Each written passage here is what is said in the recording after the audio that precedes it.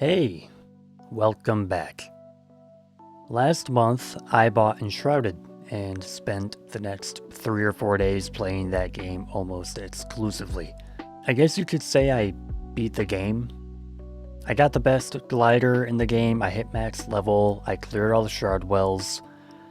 Outside of some side quests that give me a lousy 75 XP, which is probably why I ignored them to begin with, I completed everything. This was before the patch that made linen cheaper to make, so I didn't finish crafting the best armor the game has to offer right now, because that would have just been a matter of me sitting around waiting for flax to grow, and I didn't feel like doing that by the time I had gotten to that point. I spent just shy of 31 hours playing this game, and I enjoyed it a lot.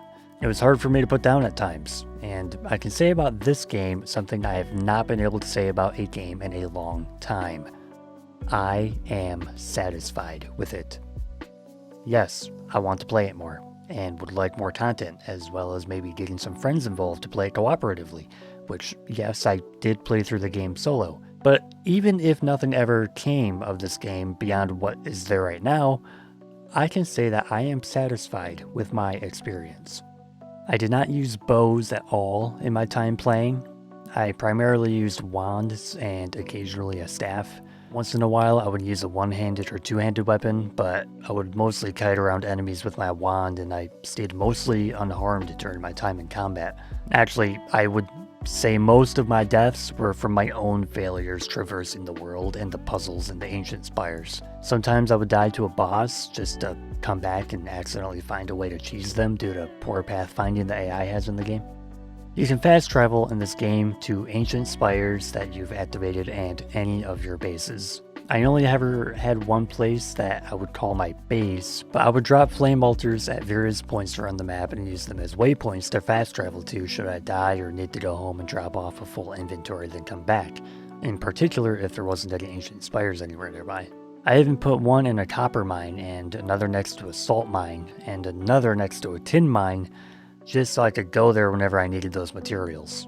Something that really bothers me about open world games with stamina mechanics is when the game doesn't know when to use them. In Valheim, you use stamina for everything. Building, running, resource gathering, shooting a bow, jumping, swimming, everything. It serves no purpose other than slowing down an already very grindy game.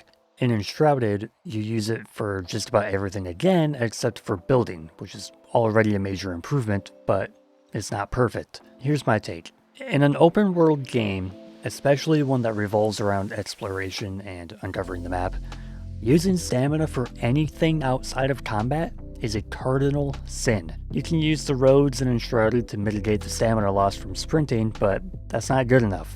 I shouldn't be using stamina at all unless there's some shit going down.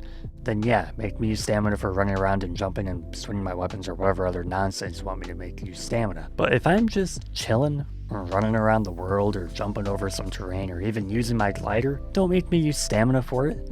That's so stupid. You want me to explore the world, then artificially slow me down from doing so?